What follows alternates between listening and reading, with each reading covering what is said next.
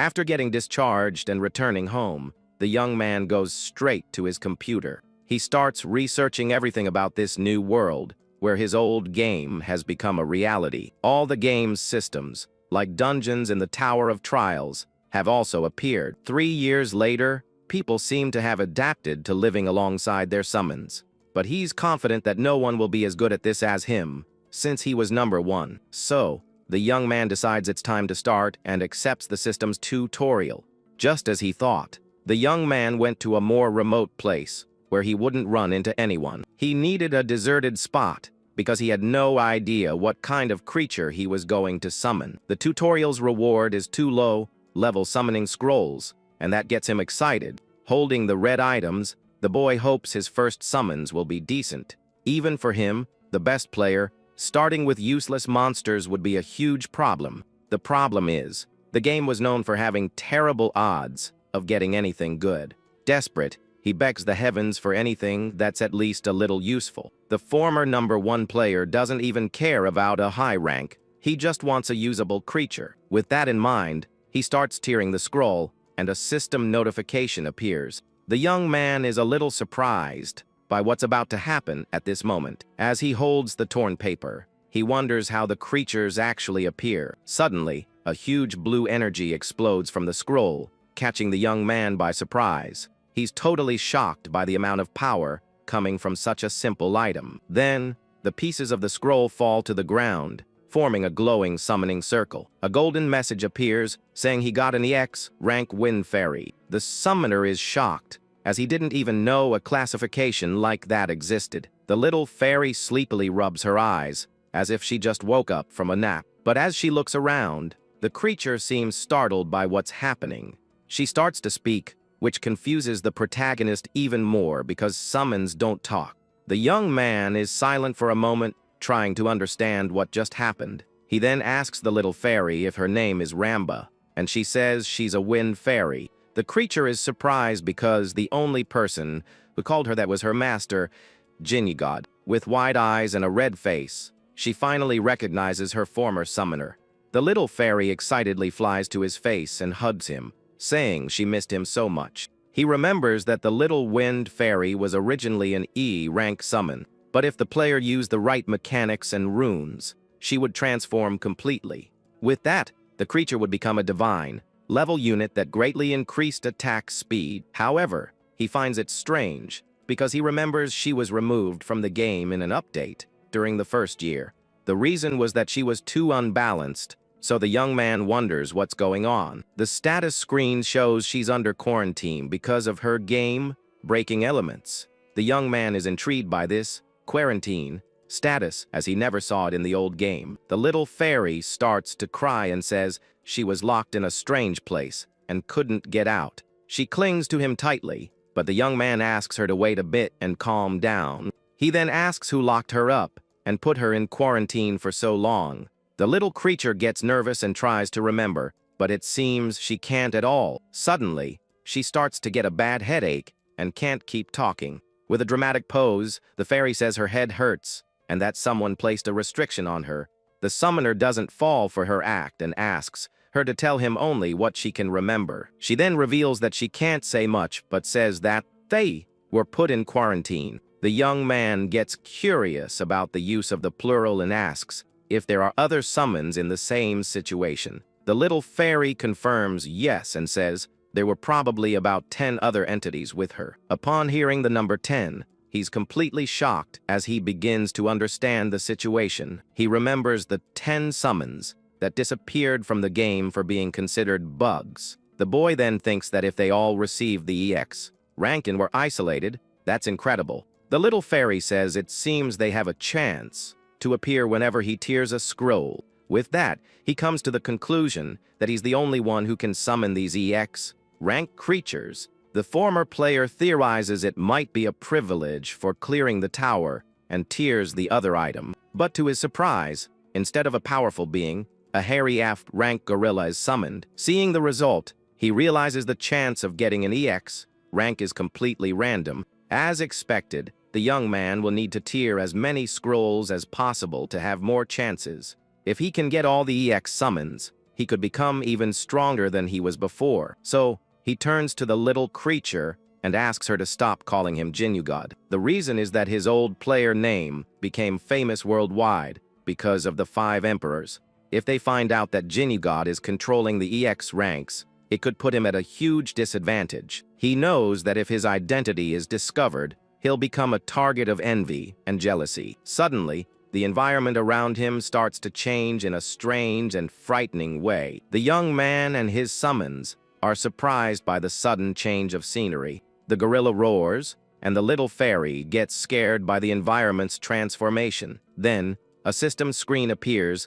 informing them they are heading to the next stage. With that, a portal opens, and the message says the beginner's dungeon has been generated. Even though he's done this countless times in the game, he feels a bit tense about the situation. He knows that reality is very different, and the dangers here are real. The young man gets very scared, and a drop of sweat runs down his tense face. But he calms down when he remembers it's just the tutorial, and he doesn't have to fight directly. With the goal of adapting to this new reality, he and his summons enter the portal. The young man keeps a serious expression as he crosses through the portal to the dungeon. Arriving on the other side, he finds himself inside a dark and somewhat sinister cave. A new system message confirms that he has successfully entered the beginner's dungeon. With everything ready, the former #1 player prepares himself, because the real battle is about to begin. The screen explains that to fight in the dungeon, you need to form a team of summons. The combat takes place between the creatures summoned by players and the dungeon monsters. The system then says the maximum is 5 summons and asks if he wants to assemble the team. Normally, players use the maximum of 5 creatures to ensure victory, but he knows that with the right strategy, taking just 2 isn't impossible. The young man is confident because he's completed this same stage thousands of times in the game. With the whole strategy already planned in his mind, he confirms the team's formation. The fairy and the gorilla are automatically summoned and prepare for the coming fight. The young man then remembers that the monster in this tutorial dungeon should be a specific one. Suddenly, a frightening growl echoes through the cave, and he goes on high alert. The system message instructs him to defeat a hungry gray wolf to escape. The opponent is an F-rank gray wolf, and the young man faces it with his eyes glowing. At that moment, a golden aura starts to emanate from his body, surprising everyone. The system informs that a protective shield has been generated around the player for safety. He realizes the game's protection system is working, but he knows reality is different. The system's warning is clear. If the shield falls and he gets hit, it's game over. Then, from the cave's shadows, the hungry gray wolf emerges with its red eyes glowing. The summoner doesn't waste time and points forward, ordering his gorilla to attack the monster. But the gorilla and the wolf just stare and roar at each other without doing anything. The young man looks dumbfounded as he realizes his summon is too slow, but he was already expecting this and calls for Ramba, who appears ready for action. The little fairy uses her wind pressure skill to increase her allies' attack speed. With that, a green aura surrounds the gorilla, who seems confused by the power he received. The big ape's eyes glow, and he seems to have suddenly received a huge power boost. He then lets out a powerful roar, showing that he's now ready for battle. The young man gives a satisfied smile, as he already knew about his little fairy's incredible power. Meanwhile, the gray wolf doesn't wait and lunges at the gorilla with everything it's got. The young man is startled by the beast's size and wonders if it was this big in the game. Even so, he believes there's no way his summon can lose this fight. Based on the data he knows, the gorilla's defeat would be something completely impossible. But he fears that reality might have variables that didn't exist in the game, and the outcome could change.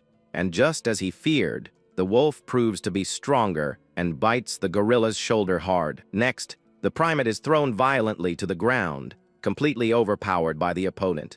Seeing his monster getting beaten, the former player desperately shouts the little fairy's name. The creature complains, saying she's already waving her staff as fast as she can. On the ground, the gorilla holds the wolf's mouth with its hands to stop the attack. Using all its strength, the ape lands a powerful punch right on the monster's chin. The impact is so strong that the wolf is thrown back and lands far away on the cave floor. Seeing the opportunity, the fairy shouts that now's the time and uses her skill again. She concentrates and releases an even greater amount of magical power to strengthen her ally. With this new buff, the gorilla gets up from the ground with an even more intense green aura. He then leaps on top of the wolf, who is still dazed from the punch it took. Without giving the opponent a chance to breathe, the ape starts a sequence of powerful punches. The battle ends with a final, devastating blow that hits the wolf head-on. After the tough fight, the young man and the fairy look at the outcome with tired expressions. The wolf falls to the ground, completely defeated, while the gorilla stands exhausted in front of it. Then, the primate beats its chest and lets out a victorious roar, celebrating its achievement. The little fairy flies excitedly around the summoner, celebrating that they won the battle. With that, a system screen appears, informing him that the dungeon has been cleared and he survived. He then says goodbye to that place and is transported back to the big city. Changing scenes, we see a happy girl counting a stack of cash she just earned. This is our hero's younger sister, and she seems to have made 200,001 today. 3 years ago, when the world changed, the young woman also got a new, very profitable profession. After her brother had an accident, she decided to become a player to help the family. On one of her explorations, she was lucky enough to get an intermediate summoner's grimoire. Because of her C-rank summon, she was able to earn a steady income by farming runes. Suddenly, her cell phone starts ringing, and she sees it's a call from her older brother. She answers and asks if he's already been discharged from the hospital where he was admitted. The young man confirms and asks if it's true she's been selling runes, which irritates her. The girl yells, saying the correct term is rune farming player, and he gets startled. The young man calms down and asks if she knows where the synthesis center is, because their dad mentioned it. His sister replies that it's obviously in the player zone that has appeared around the world. These zones were created so players could manage everything related to their summons. In these places, you can find dungeons and enhancement centers near the towers. With that, the scene changes, and we see the two siblings sitting together in a coffee shop, talking. The girl explains that in Korea, the Towers of Trials only appeared in 2 specific locations. Because of that, the player zones he's looking for are also in those same places. The young man understands it makes sense to build all the necessary facilities near the towers. Then, his sister asks what ranks his summons were, and he says they were E and F. She gets super excited because an E rank has only a 5% chance of appearing. The young man says he got lucky, but thinks to himself that he was lying to his sister. Changing the subject, he asks for her help to adapt to the system as quickly as possible. He even offers her an allowance, but she reminds him that she makes way more money than he does. The protagonist says the future is uncertain and that he could become the world's greatest player. The girl says people like that are chosen geniuses, but he gives a confident smile and questions her. He gets up and tells his sister he understands, so he just needs her to show him the way. The young man smiles and says he wants to see what a player's zone is like with his own eyes. Then, the scene changes, and we see the imposing Tower of Trials shining at night. Many people are walking around the area of the tower, which has become a meeting point. As they walk, his sister asks what he got, and he says it was a wind fairy. The girl is confused because she's never heard of that creature, and asks her brother to show her. He refuses to show her, and his sister gets annoyed with his petty attitude. The young man then proposes that she show him hers first, and the girl is surprised by the request. She accepts the challenge and tells him not to be shocked as a purple aura surrounds her. The young man is curious, wondering what she has to be so confident about. Suddenly, a C-rank shadow elf appears, floating in front of the two of them, but the protagonist doesn't seem the least bit impressed with the summon. The girl gets angry at his reaction and says C-rank summons are considered nobles, but he thinks that in reality, they're only good as fusion material, not for fighting. Then, he tries to talk to the elf and asks if she knows Korean, leaving his sister confused. The former player waves at the creature, trying to greet it to see if it responds. The young woman asks what he's doing and reminds him that summons can't talk. The young man is completely shocked by this revelation and asks if they really can't speak. At that moment, Ramba appears on his shoulder, and he realizes she's been talking since they met. His sister's jaw drops, and she asks where in the world he found a talking summon. He explains that since Ramba could talk, he thought all humanoid ones could do the same. Now curious, the girl demands to see his summon, but the young man says he'll show her later. She gets furious, but he walks away, thinking it's better not to draw attention for now. The young woman calls him a cheater and runs after him, asking him to wait for her. Arriving at the player zone, the protagonist is amazed by the city lights. The place is full of people walking around with their summons everywhere, as if it were normal. His sister says that the corporations demolished the old amusement park that used to be there. The reason is that no one wanted to have fun next to that dark and scary tower anymore. But the young man thinks that would actually make everything much more exciting and fun. She finishes by saying that dungeons appeared on the site, so no one went there for fun anymore. He admits that the dungeons are scary, but seeing everything from the game in real life is exciting. Then he walks alone through the illuminated streets, feeling thrilled with the new reality. Soon, he arrives at an exchange center where players trade items like runes and summons. This reminds him of when he used to open scrolls and runes with his rich friend in the game. His sister then suggests that he go to the player headquarters academy since he's a beginner, but the young man refuses, saying he's fine because he has nothing to learn or ask. The girl gets worried about his confidence, but the young man says he'll grow on his own. With that, he thanks her for the tour and asks her to go on ahead because he's going to stay. As he walks away, his sister thinks that he's been acting very strangely lately. She decides to keep an eye on him and shouts for him not to overdo it and to call if he needs help. The young man then says goodbye with a confident smile on his face and continues on his way alone. Now in an empty hallway, he prepares to put his plan into action, away from others. He looks to both sides to make sure no one is around so he won't be seen. With the area secure, the summoner finally calls his little fairy Ramba to talk. The creature appears excitedly and shouts her master's name, happy to have been called. But the young man quickly puts a finger to her mouth, asking her to be quiet. He holds her and says that from now on, she can no longer speak when they're outside. With a serious expression, the young man reinforces that she must not speak in public at all. He explains that they can't draw attention, and she should only talk inside dungeons. With everything settled, he crouches down and thinks he needs starting capital to begin farming. He then takes out his phone to check his bank account, but he only has 12,501. The young man lets out a sigh of discouragement upon seeing his precarious financial situation. He remembers that this is his entire fortune and he can't waste time on part-time jobs. Frustrated, the young man sits on the floor, lamenting his bad luck and lack of money to start. He dismisses the idea of asking his parents for help, knowing their situation is difficult. His parents are working 3 different jobs just to keep the house afloat. Asking them for money in this situation would make him feel like a heartless animal. With this in mind, the young man is filled with determination and decides he will start from scratch. After all, the reason Jinagod was incomparable was that he was a non-spending player. Even in a game made for spending money, he managed to grow without using a single cent.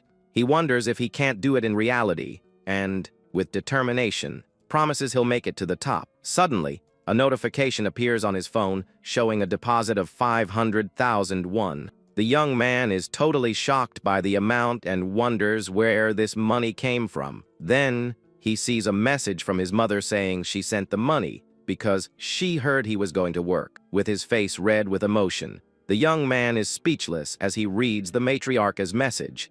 He then remembers all the time she took care of him and how hard it must have been. The memory of his mother holding his hand with affection makes him even more emotional. He recalls her wish for him to wake up healthy and get well soon. With tears in his eyes, the young man silently gives thanks for his mother's love and support. With a clenched fist, he promises himself that he will succeed no matter what. His goal now is to give his whole family a life of luxury and repay them.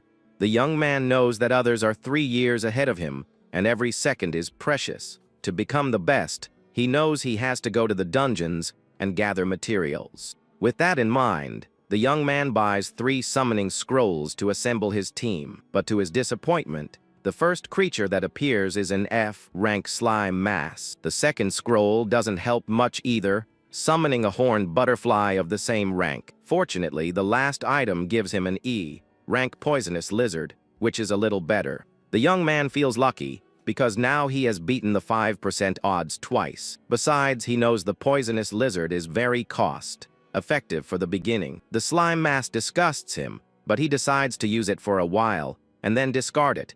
With his 5 summons gathered, the former player believes he has enough for a team. He knows the secret to growing is to farm runes, hunt, and tier scrolls nonstop.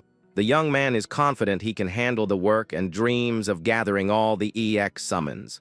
With them, he could even steamroll an S-ranked team on the 100th floor of the tower. So, his first goal is to find all the other EX ranks hidden around the world. With everything ready and the team formed, he prepares to start his journey for real. He gives a determined smile because now that the preparation is over, it's time for action. To start, the young man takes out his phone and looks for the location of the nearest dungeon. In the old game, you just had to tap the screen, but now he knows it won't be that simple. The young man wonders what it will be like in reality, and suddenly something catches his attention. Suddenly, he sees a bright light and wonders what that is in the middle of the crowd. With his phone in hand, he's shocked by the information he just found on the internet. Apparently, it's not enough to have a summon to enter a dungeon, like he thought. The portals to the dungeons appear randomly, and the difficulty varies by the energy emitted. But the rules have changed,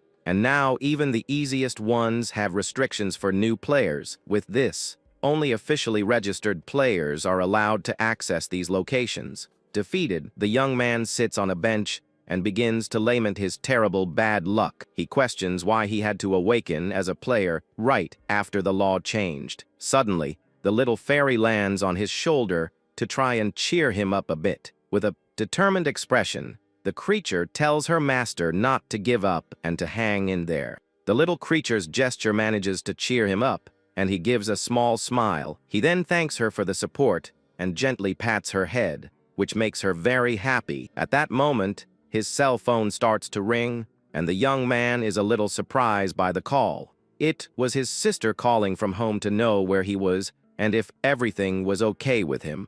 She asks what time he's coming back and what they're having for dinner, because their mom asked her. He says he'll eat alone and takes the opportunity to clear up a very important doubt with her. The former player asks if she knew that player registration comes before entering the dungeon. He accuses her of not telling him on purpose, but she swears she completely forgot about it.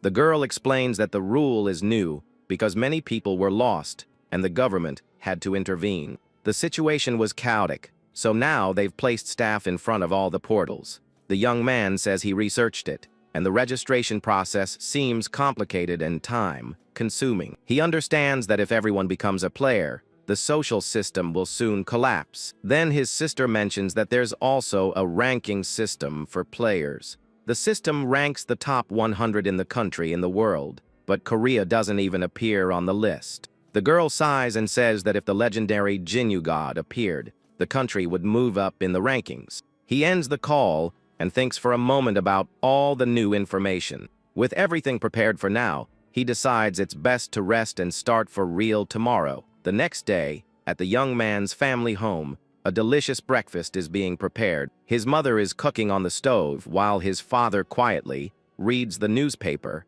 at the kitchen table. The young man's father looks very serious and focused on the news he's reading in the paper.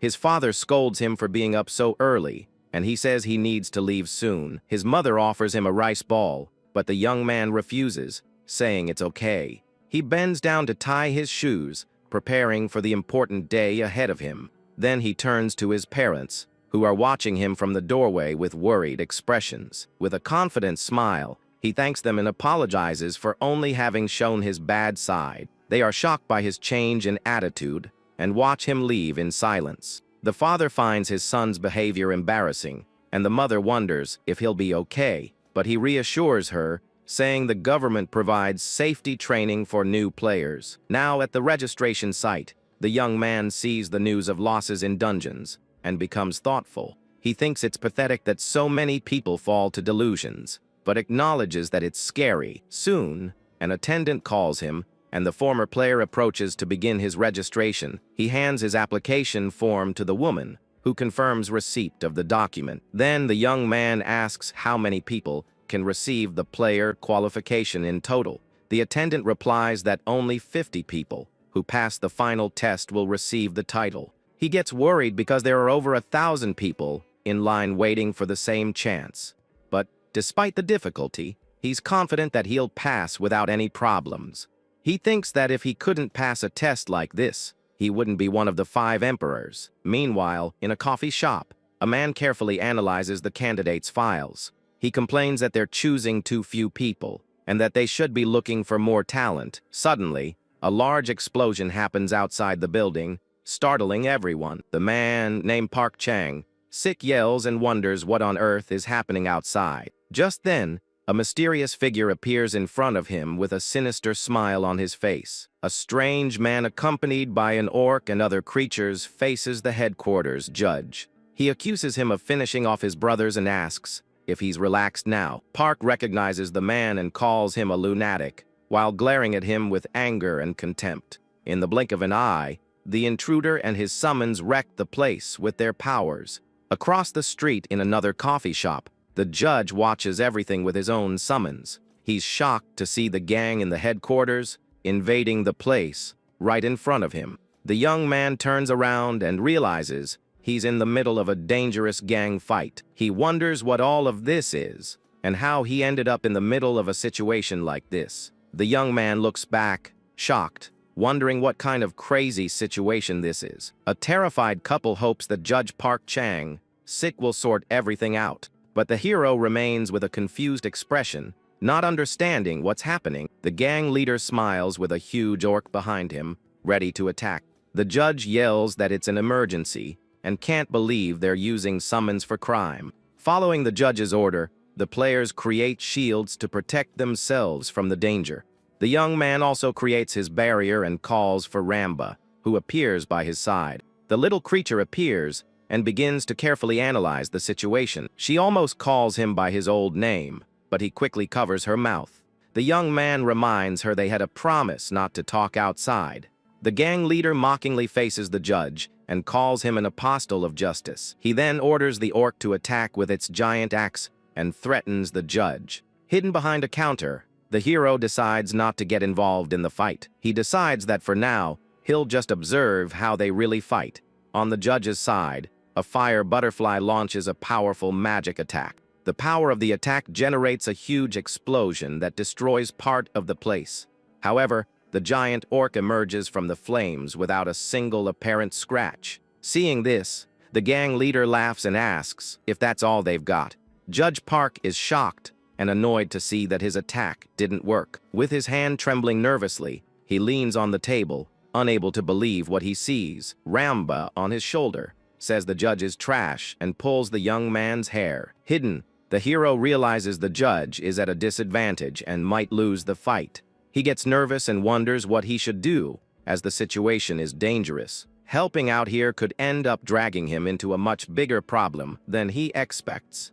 While he's thinking, the orc charges forward with its axe for a devastating attack. The judge despairs, thinking he's going to be finished before he even gets a quiet life. Then the young man appears out of nowhere behind him, and the judge yells for him to get back. But the young man says the timing of his fire turtle's skill was wrong. With that, he points to the supports behind the orc and explains the enemy's strategy. One of the monsters was using a fire resistance buff to protect the orc. That's why a fire attack with that timing wouldn't work at all. The judge then understands and remembers that the orc's body turned red with the buff. With that in mind, he summons a wooden creature to fight the opponent. The orc faces the new enemy, and the judge yells for his turtle to get ready. The fire turtle attacks, but the target isn't the orc, but its own ally. This causes an explosion of flames, that completely burns the wooden creature. The judge is left speechless,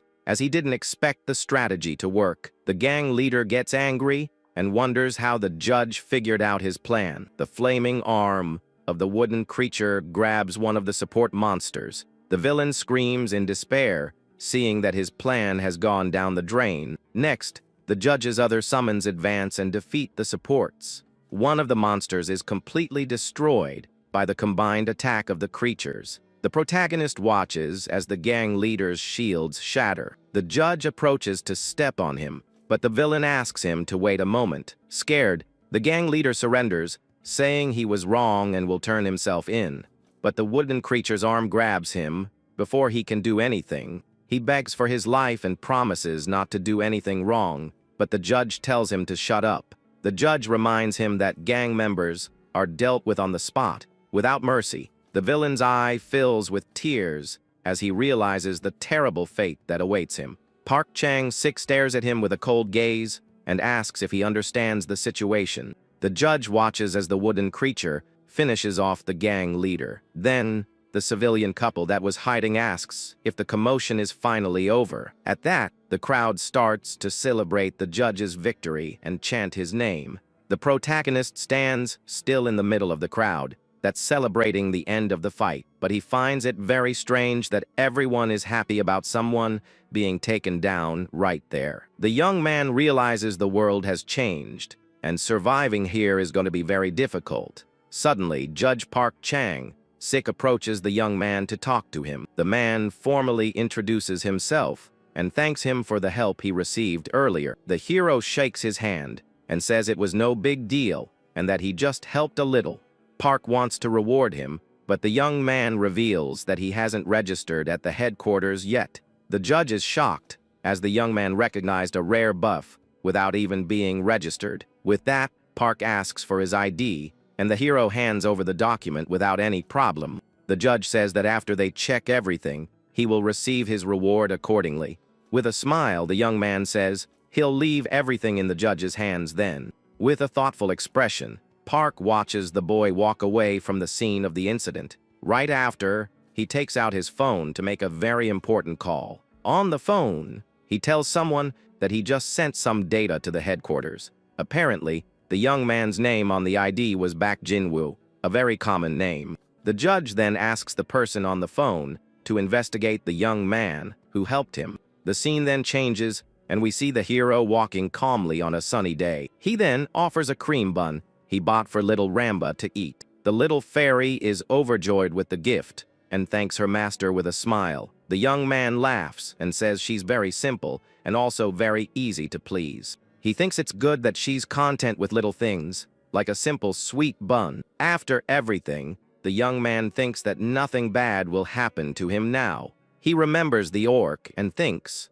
that he didn't want to get involved in that fight, but he knows that if he hadn't helped, everyone there could have easily been lost. Sitting on a bench, he takes a deep breath and thinks about how much the world has changed. The former player then decides he can no longer postpone his hunt for more power. His goal now is to gather scrolls and summon his next creature as quickly as possible. His priorities are a dragon mage and a trainer that he can summon soon. While he thinks about his plans, little Ramba takes a nap on the bench. Suddenly, the young man gets up and decides it's time to go, which startles the fairy. With a confident smile, he then asks if they can get started now. The scene changes, and we see Judge Park Chang-sik shocked by a phone call. He discovers that Baek Jin-woo was hospitalized for 3 years because of an accident. With this, the man understands why the young man wasn't a registered player yet. The judge remembers that during the chaotic times, accidents like that were very common. But he's shocked to learn that the young man registered right after being discharged. The application form he requested earlier confirms the boy's entire story. Park is speechless and can't believe that all of this is true. A colleague asks if he's okay, but the man says it's nothing serious. On the phone, he then decides that he will be the examiner for this month's test. He thinks that waking up and registering shows a great ability to adapt.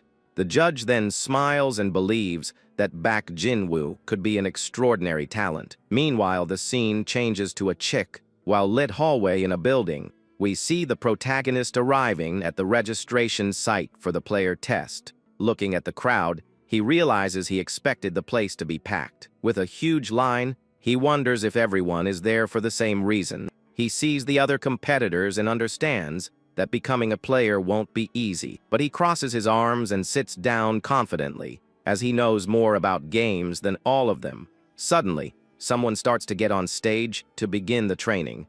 The young man notices that everyone has already gathered, and the test is about to start. Then his eyes go wide, completely shocked by who is on the stage. Park Chang-sik introduces himself as the examiner and announces the start of the training. After the written test, the judge asks if the young man was surprised to see him. The hero admits he didn't expect it, and Park says it must be fate. The man then asks how the test was and what he thought of the questions. Park explains that a question about summon combination always appears. The young man listens attentively while Ramba sleeps on his head without a care. He gets irritated when he realizes that Park used a combination that he himself created. With a smile, the young man says the test wasn't bad, and the judge is relieved. Park then reveals that he called him because of the reward he had promised. But first, the judge has a question, and the hero is curious to know what it is. Park looks at the young man seriously and asks if he was a gamer in the past. The protagonist is surprised and thinks about the term he hadn't heard in a while. He remembers that was the name given to those who played Battle of Summoners. Park says that 70% of Korean players were gamers in the past. The hero understands and admits it would be strange for him to know about buffs without having played. With the confirmation, the judge asks for how long he played, but the young man hesitates. He lies and says he played for a year, so he wouldn't be easily identified. The judge gets super excited with the answer and shakes the young man's hands vigorously. The hero is confused by the reaction, but the judge explains the reason for his excitement. He's impressed because the young man played a dead game for a whole year. The man says that most players couldn't even last half a year in that game. Then Park changes the subject and offers two types of rewards for the young man to choose from. The first is immediate registration as a player in a job at the headquarters. With this option, he would become a headquarters employee with an immediate all-access pass.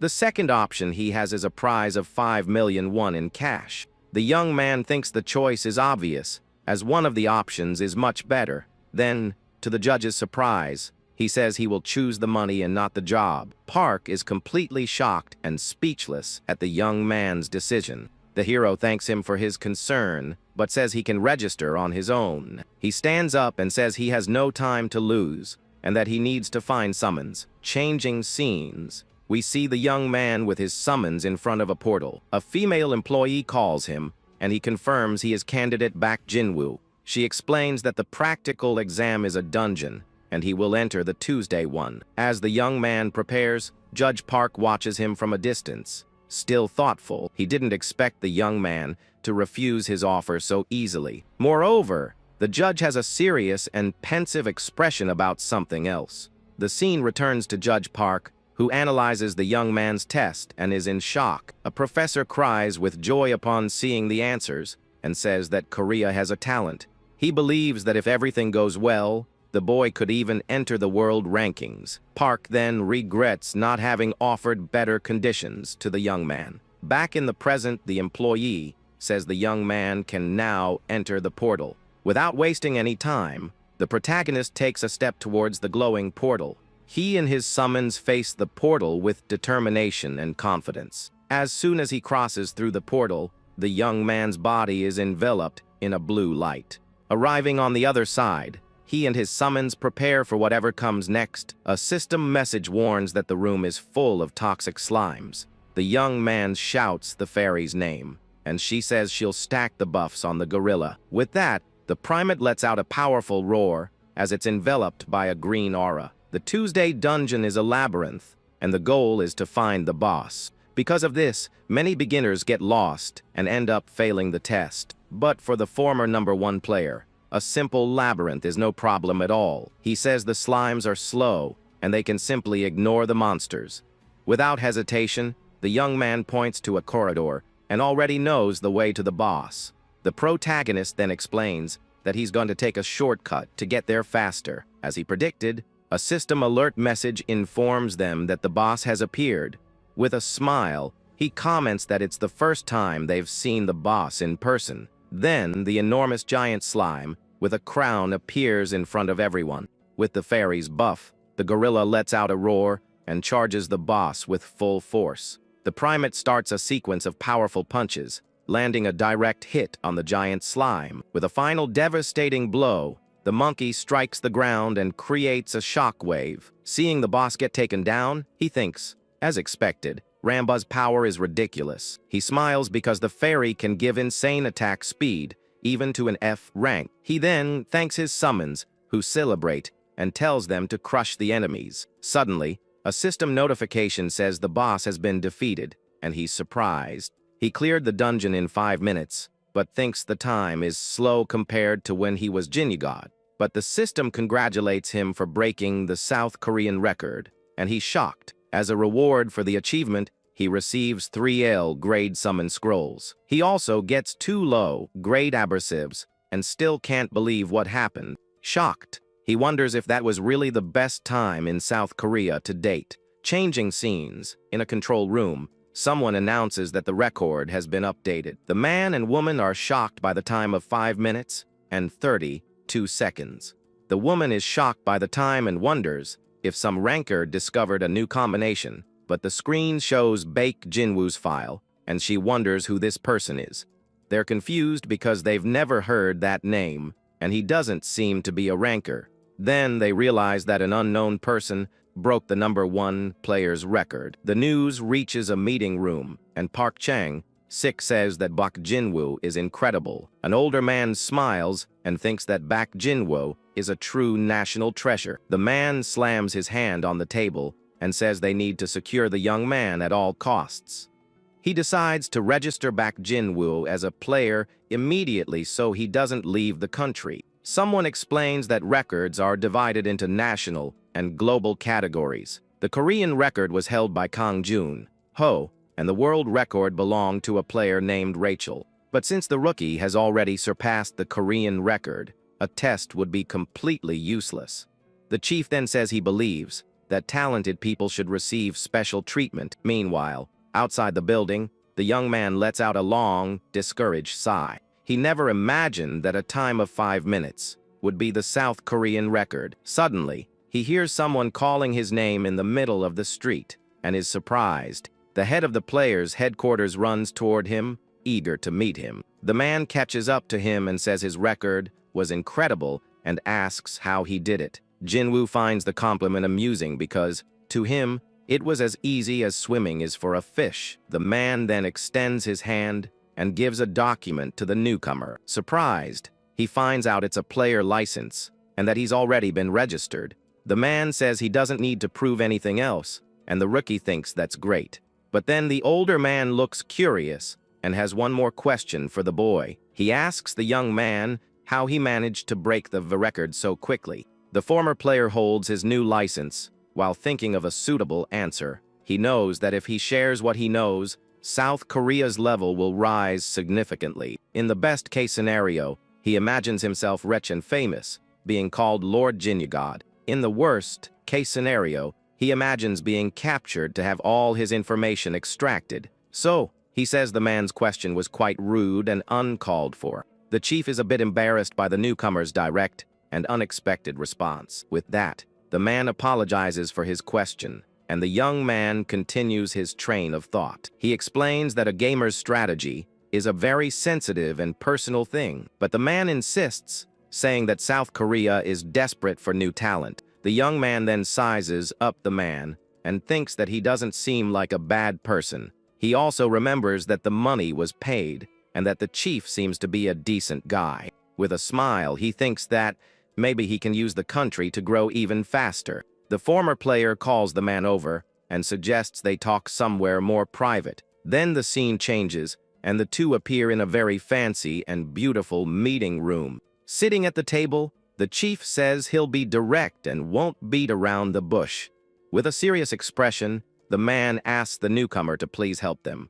He explains that the headquarters needs the young man's knowledge to improve the country. The chief reveals he knows about the 3 years in the hospital, and the young man questions him about it. He apologizes and says they needed to investigate because he could have been a gang member. The hero gets annoyed and tells them to never do that again, and the man agrees, looking scared. The former player thinks that people usually get scared when the nation is mentioned, but he shows no sign of fear and knows his own worth exactly. The young man then asks what he gets for helping, and the chief is confused by the question. The chief looks embarrassed, but explains that he holds a high position at the headquarters. He says that with good results, he gets more votes, and the young man thinks he's a politician. With a clenched fist, the man begins to explain what he can offer him. He then promises to give all possible support within his authority to the young man. The hero finds the offer vague and knows that as a public servant, he can't use funds freely. With that in mind, the young man decides to make a proposal to the head of the headquarters. He says he only wants 1 month, and the man is completely confused by the request. The young man explains he'll focus on growing for a month and will ask for help when he needs it. If he's satisfied, they'll continue together, but if not, he'll return everything he received. The head of the headquarters becomes thoughtful, trying to understand the former number 1 player's proposal. He realizes the young man will make him his secretary for a month, but accepts the audacious proposal. So, the man agrees because he knows he has a lot to gain, and the two seal the deal. But before they leave, the rookie says he has one more thing to talk to him about. He then asks for the fact that he broke the record not to be spread around. The reason is that the young man is worried about his own safety, and the man is surprised. The former player is disappointed by the reaction and says it's not because of the headquarters. He knows the headquarters can protect him from a simple gang without any problem. The chief understands and agrees to block the information as much as he can, but he warns that the news might spread gradually, and the young man says that's fine. With everything settled, the young man says goodbye, and the chief says they'll see each other next time. With the deal made, he's sure the head of the headquarters will keep his mouth shut. With a smile, he decides to check the rewards he got earlier in the dungeon. He is amazed when he opens the item system's reward screen. The young man is shocked by the 3 high-grade summon scrolls he received. He thinks that, as expected, this is a great reward for a first-timer. The young man thinks about selling the items, as gambling with just 3 scrolls is risky. Suddenly, he remembers something important the head of the headquarters told him before. He recalls the Player Web, an app for players registered with the headquarters. The chief recommended that he use the app's color compensation station. With this in mind, the young man decides to check the item prices on the platform. But upon seeing the values listed in the app, he gets a bit confused by the prices. The boy's eyes then go wide, completely shocked by what he's seeing. He discovers that the price of 1 high-grade scroll is 3,000,001. The young man is shocked because he earned 9 million in just 5 minutes in a dungeon. With a flushed face, he starts thinking about what he can do with all that money. The young man imagines his family happy and promises they won't worry about money anymore. He then decides to sell the expensive items to buy low-grade ones and farm more. But as he looks at the market, he notices there are many low-grade scrolls for sale. The young man is confused because he doesn't understand why such a common item costs 5,001. With this question on his mind, he decides that at times like these, he needs help from someone. Without wasting time, the former player grabs his phone and makes a call to his sister, Ah-jin. She answers, and he thinks he just needs to use the Ha-jin chance to get the information. The girl explains that the reason for the high price is that the headquarters itself buys them directly. He asks why the headquarters would do that, and she says it's to support the rankers. The young woman says they buy them in large quantities with money from the people's taxes. That's why players sell directly to the headquarters without having to lower the item's price. But she warns that she heard this policy might be abolished by the government soon. The young woman says it's an old policy, and not even the headquarters needs these scrolls anymore. He then understands that the low-grade scrolls are currently in surplus on the market. The young man smiles and thinks that in that case, the head of the headquarters will be very welcome.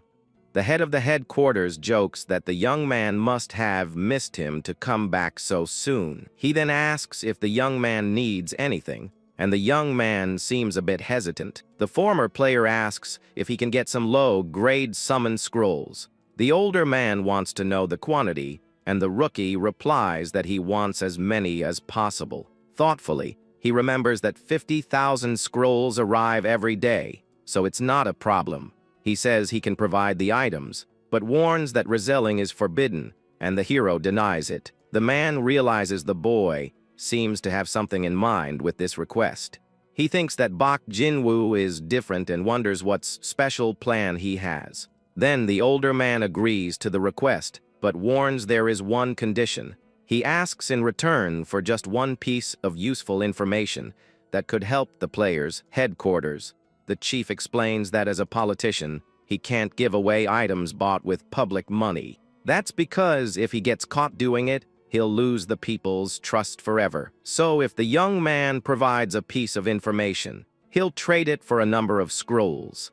The hero smiles because he understands the politician won't give him anything for free, but he prefers it this way, as it means he'll be treated well if he gives a good tip. With a smile, the young man starts talking about an achievement called shaving seconds. He explains that the reward can be won again if another player breaks the record. The reward for breaking the record is 3 high-grade scrolls per dungeon, so players can take turns breaking the record by 1 second to farm items. With this, South Korea's national power increases greatly with the number of items. The man understands the strategy and says the current rankers have already received the reward, but he says that's not a problem, as many players haven't gotten the reward yet. The former player reveals that the information is the strategy for the Tuesday dungeon. With his hands clasped, the politician gets excited because that was exactly what he was thinking. The chief thinks it was the method he used, but the young man says it was from the 5 emperors. The young man guarantees that with this method, anyone can clear the dungeon in 3 minutes. But before continuing, he says they need to settle on a price for the information. He asks for the low-grade scrolls plus 50 high-grade summon scrolls. The man is shocked by the value of 150 million, but the hero thinks it's cheap. He then explains that the method can be used in high-grade dungeons worth billions. The chief agrees to the deal and promises the money if the information is good. He also promises 10,000 low-grade scrolls every day to the young man. Then the scene changes to a field where someone announces that everyone has arrived. A group of players wonders about the reason for the sudden meeting at that hour. The politician smiles and says he called them there to test something new. One of the players understands that if the chief called them, it must not be just any test. The older man asks if they know about the Tuesday dungeon record that was broken. He lies, saying he got a great strategy from abroad and that the result was good. The players are shocked and understand why the news wasn't spread. With a smirk, the head of the headquarters confirms he called them for that reason. He then announces that from now on, they will destroy the Tuesday dungeon. With that, he reveals that the key to the dungeon is a very small summoned beast. Surprised, the players recognize the creature as a spotted Komodo. A system screen explains that the spotted Komodo is a beast the size of an adult. It's sturdy with good attack and serves as a tank, being a B-grade beast. But one of the players complains that the Komodo is a failure because it's hard to raise. What most players didn't know was about a secret of the creature. The Komodo's main food is giant slimes, which is why it clears the dungeon quickly. Changing scenes, we see the players' headquarters building at dusk. A system screen shows the new record, and the players celebrate the achievement. Happily, they toss the small Komodo into the air because it's a money-making machine. A few days later, the head of the headquarters is in his office reading the news. One headline says that the Tuesday dungeon records are being shattered. Another news story praises the chief for obtaining the information, and he lets out a sigh. With this, he confirms that Bak Jinwoo has a value far beyond that of a rookie. Determined, The politician decides to create a dedicated team for the young former player. He picks up the young man's file and starts thinking about members for the new team. Looking at his desk, he chooses 3 people he thinks would be good for the team. The camera focuses on the files of the 3 players he chose for the team.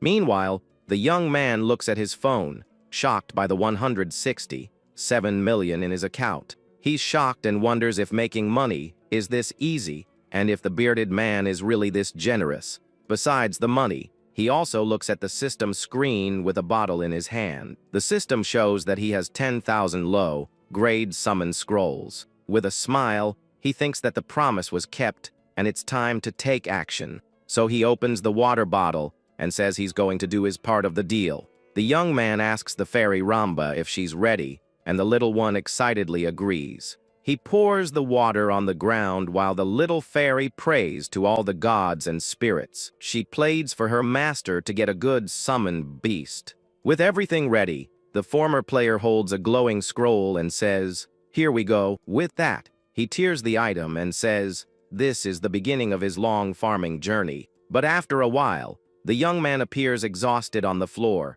surrounded by weak little monsters. He says he opened 3,600 scrolls in 1 hour and complains about the result.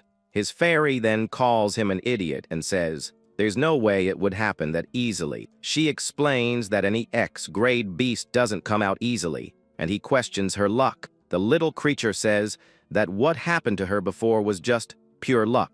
The little fairy says that not even 100,000 scrolls would be enough to get an EX. She asks if her master really knows nothing about the summoning system.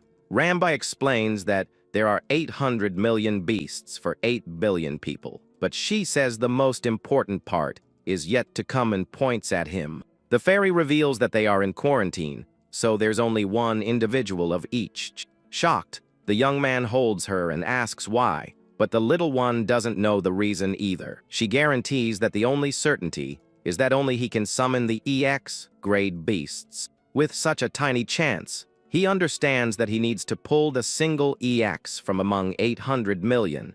Discouraged, the young man thinks it would be easier to win the lottery several times in a row.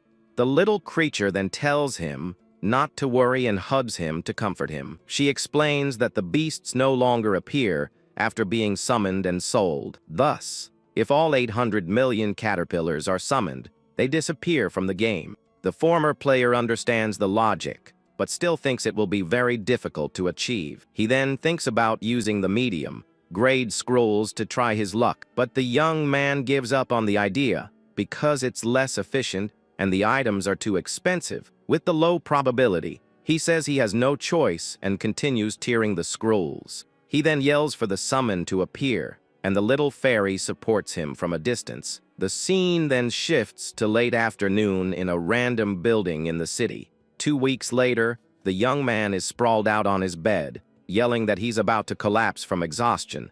During that time, he tore 140,000 scrolls and truly almost pushed himself past his limit. Sweat drips down his face, showing just how exhausted he really is. He even rented a room near the player zone, so he wouldn't have to depend on his parents. With that in mind, the young man gets out of bed to continue his work. The little fairy sleeps on his back, dreaming of bread, while he gets ready to leave. His destination is the Synthesis Center, which used to be a famous hotel in the city. Just like the tower, other buildings also change their purpose to serve the players. The young man walks through the lobby, thinking about how famous the hotel's buffet used to be. To use the service, he approaches a kiosk to get his service ticket.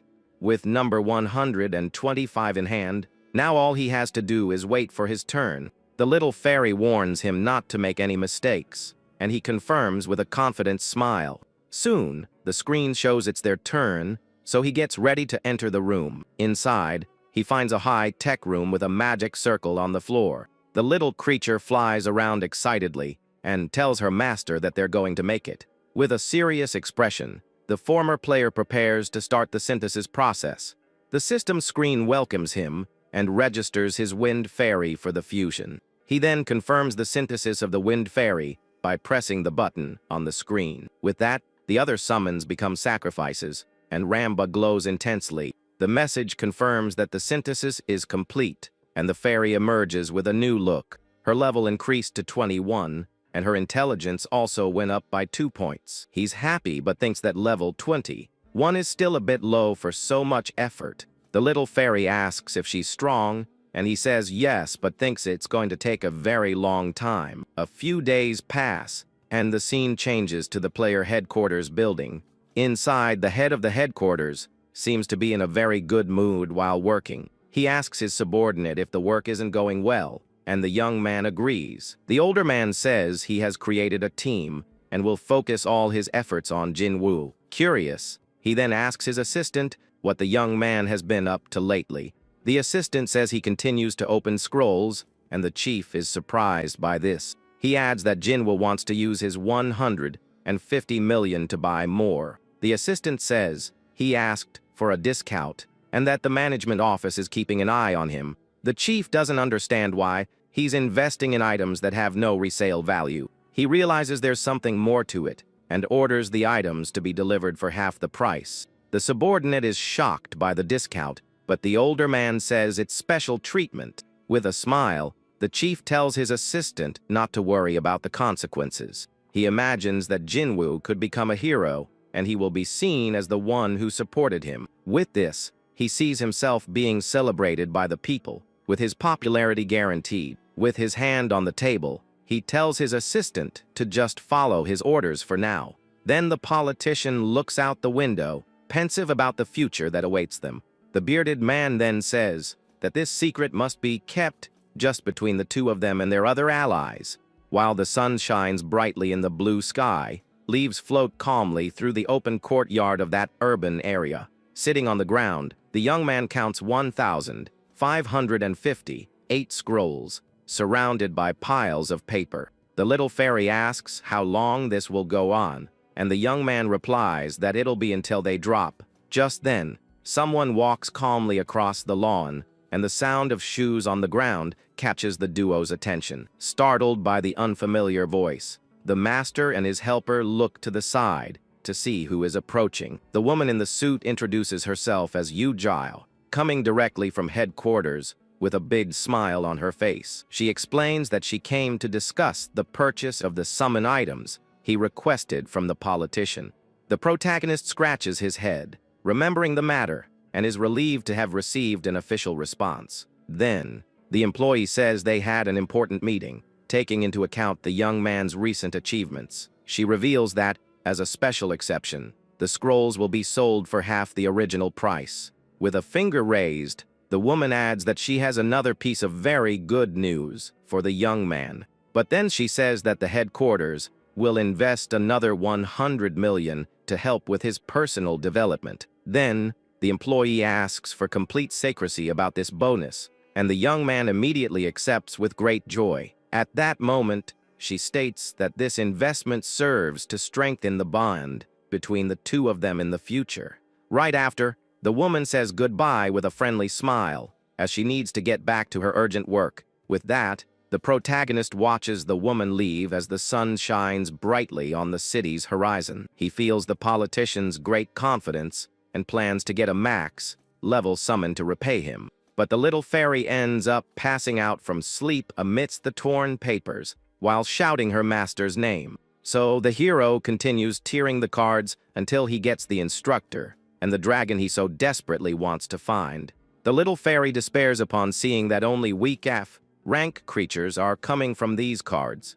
He keeps trying and calls for the instructor and the dragon as the floor becomes covered in torn paper. The young man begs for good luck and rips the red paper with all his might, hoping for a miracle. Suddenly, a yellowish bolt of lightning strikes the place, and the young man falls backward, startled by the intense flash. At that moment, he realizes the effect is the same as when he got his first powerful and rare ally. The message confirms he obtained the Yex-rank dragon mage, and a red-haired girl emerges from the flames. With that, the little fairy jumps on her master's face, crying with joy that they've finally beaten the odds. But the hero knows he can't fully relax yet and focuses his eyes on the next objective on the list. The little helper gets confused when he mentions that this is the perfect moment to use his technique. Then, he holds another glowing scroll, trusting that the tide of luck is still on his side. In that instant, the young man aggressively tears the item, shouting that he needs to keep this good streak going. The system announces that he got the training instructor, and the little fairy can hardly believe what she's seeing. Tears fall from the young man's eyes, who feels immense relief after so much hard work and mental fatigue. An imposing figure begins to form in the light, showing that the new warrior has arrived to help the team. The two new max-level allies stand together, and the atmosphere becomes heavy with so much power near them. He celebrates the success of his strategy while observing the powerful duo he has just summoned. The armored warrior looks around, confused, and the system explains that he was seen as a nobody before. But the protagonist smiles, because he knows this man's true value lies in something very special and unique. The instructor appears furiously, shouting that training is not a game as flames burn behind him. With his skills, he can strengthen the other allies through tough and exhausting exercises. The instructor's ability unleashes the full potential of the other summons and greatly accelerates their growth. With that, the small creature transforms into a bearded and muscular man, ready for any tough challenge. The young man is surprised by the power, and the little fairy gets scared seeing what the training can do to her. With a friendly gesture, the young man waves to his new ally, saying it's been a long time since they've seen each other. The warrior looks suspiciously at the boy, trying to recognize that voice, which now seems very familiar. Then he asks if the hero is the legendary god Jinwoo, and the master confirms with a smile on his face. At that moment, the soldier kneels with respect and says it's incredible to meet his former lord there again. Satisfied, the protagonist thinks that his servants remain exactly as he created them in the distant past. The imposing man shows total loyalty as he remains bowed before his true commander. Just then, calm footsteps are heard on the grass as the girl in red slowly approaches everyone. The mage asks if he is truly her god, and the young man is surprised that she can finally speak. The system screen shows that she is an EX, rank sorceress, and possesses an ancient dragon in her heart. With this power, she can shoot dragon-shaped waves of fire that destroy everything in her path. Additionally, she has the Devour ability, which permanently increases her damage upon defeating strong bosses. But this secret talent only works if the instructor is nearby to guide the young redhead's power. With a bright look in her eyes, the little mage says she missed her master very much during all this time. The young man gets a little embarrassed and replies that he was also eager to reunite with his powerful ally. But he asks them not to use divine terms around other people and to just call him by his regular name. With everything settled, the hero feels satisfied with the result, and the little fairy flies tiredly right behind him. Under the city's starry sky, he decides that now is the time to go home and get some well-deserved sleep.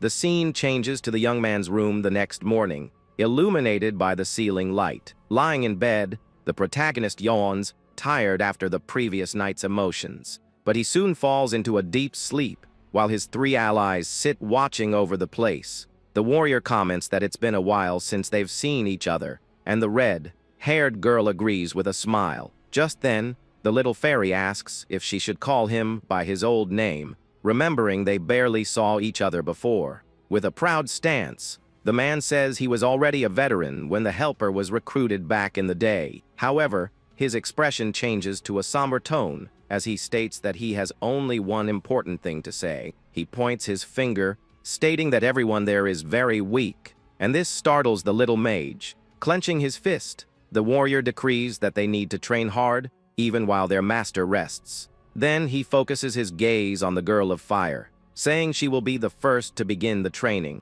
The veteran tells her to focus on her magic energy, so she can unlock her strongest ability soon. At that moment, the soldier stares at the fairy with glowing eyes and calls her name in a scary voice. The little creature gulps and tries to hide behind the blanket, sweating from fear. He warns that the helper needs physical strength, and the fairy panics upon hearing the word training. The giant questions if she doesn't want to be useful to the boy, and the creature agrees, stuttering nervously. With that, he tells her to get a frying pan from the kitchen and do 5,000 swings to warm up her muscles. Crying in despair, the fairy extends her trembling little hand as she begs the protagonist for help.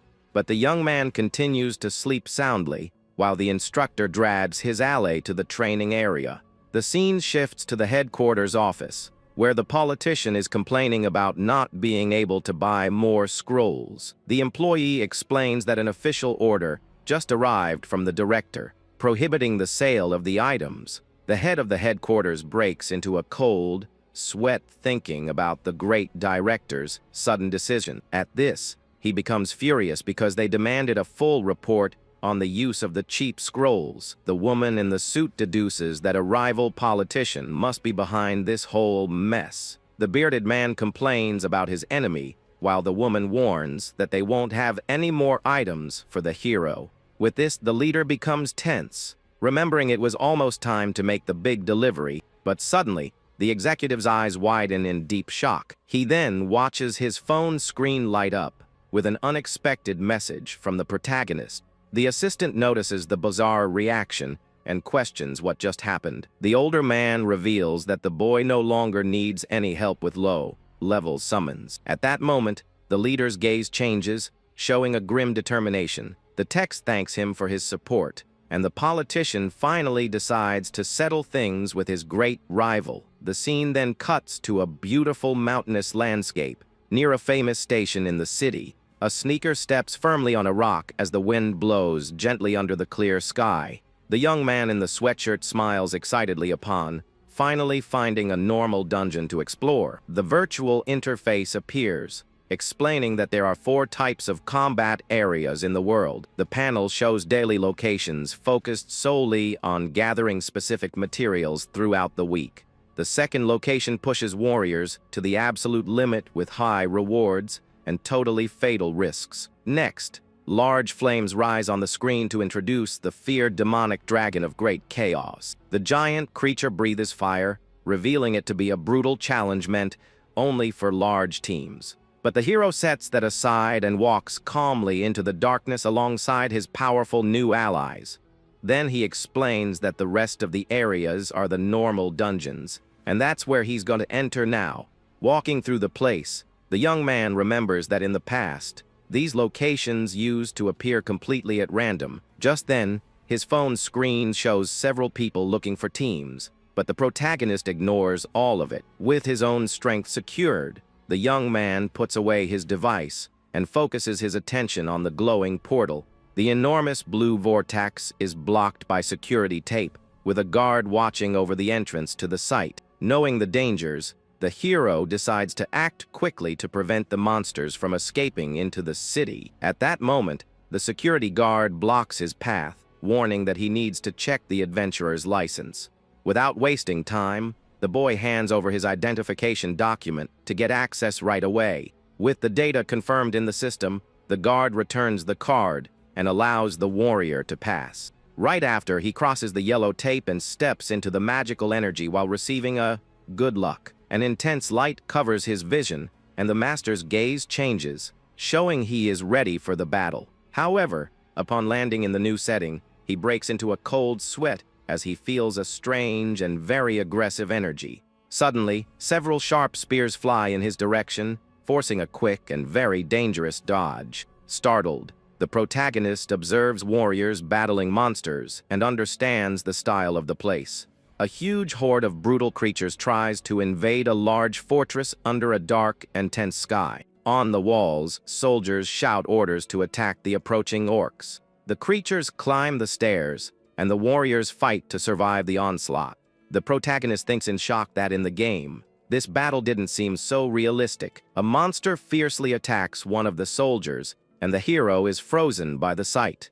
One of the warriors falls injured to the ground, and his friend desperately screams for a healer. Observing the chaos, the young man wonders if this is really a true war. Then he tries to compose himself, saying he just needs to do what he's always done best. With that, the young man activates his skills, and a blue energy appears in front of him. The fairy emerges from the light and tells all her companions to get ready for the fight. At that moment, the instructor and the fire mage appear, ready for the great battle. The system confirms the summons, and the hero's main team is finally assembled. He also summons the Golden Fairy and a giant gorilla to provide support in the battle. The hero thinks there are no better summons for tanking and healing at this low level. Then the young man tells the fairy to give his warrior an attack speed buff. The master also asks the fire mage to stay in the rear, providing cover with her attacks. Next, he commands the giant gorilla to jump and go straight for the orc leader.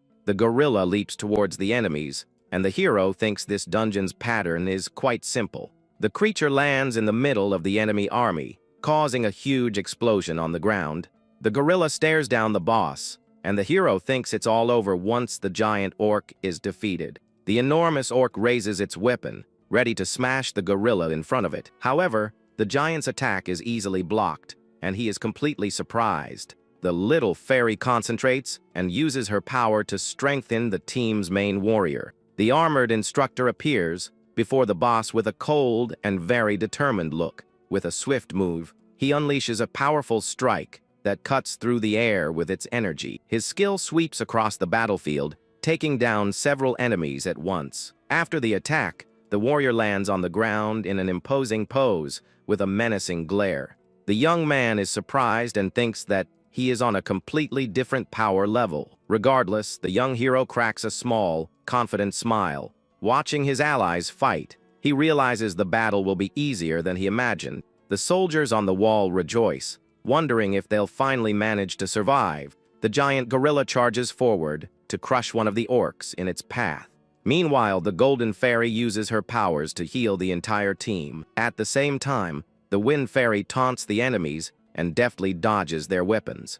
The hero yells for the fairy to stop playing around, and the instructor gets annoyed with an orc. The fire mage holds her staff and begins to recite a powerful spell. With her eyes glowing, she prepares to unleash a devastating attack. She unleashes her explosive dragon wave with all her magical might. The fire dragon-shaped attack advances, burning all the orcs in its path. But the orc chief survives the attack and remains standing amidst the flames. The warrior then dashes at high speed toward the remaining enemy. He delivers a final, precise blow to end the battle once and for all. With that, the monster's head goes flying, and the warrior stands still with his sword. The system announces that the dungeon has been cleared, and the little fairy celebrates the victory. The fire mage levels up to level 5, and her intelligence increases significantly. The instructor also levels up to level 5, and his critical hit rate increases by 1%. He receives an intermediate summon scroll and is shocked by the price. He decides he needs to find the next dungeon as quickly as possible. Clenching his fist, he focuses on leveling up his allies and making a lot of money. He says he's going to turn his life around with this endless dungeon grinding. The scene then shifts to a large commercial building in the city center. Inside, the politician's rival sighs warily in his office chair. A woman asks what kind of confidence he had to make such a bet. The scene changes to a meeting room where the man asks everyone to calm down. The redhead says he was just giving advice because he was overspending the budget. The bearded man gets annoyed and questions how he can call his group a talent team. The rival provokes him, saying that his talents never made it to the national selection. He implies the politician is acting this way because of the new dungeon record. The man becomes furious as he remembers the player Lim Hee-soo, who is his rival. The redhead boasts that his players get selected every year, but the bearded man decides he's not going to stand by and take the taunts anymore. He then suggests they make a bet to settle their rivalry. The rival says the national team has a limit of 10 people and proposes the bet.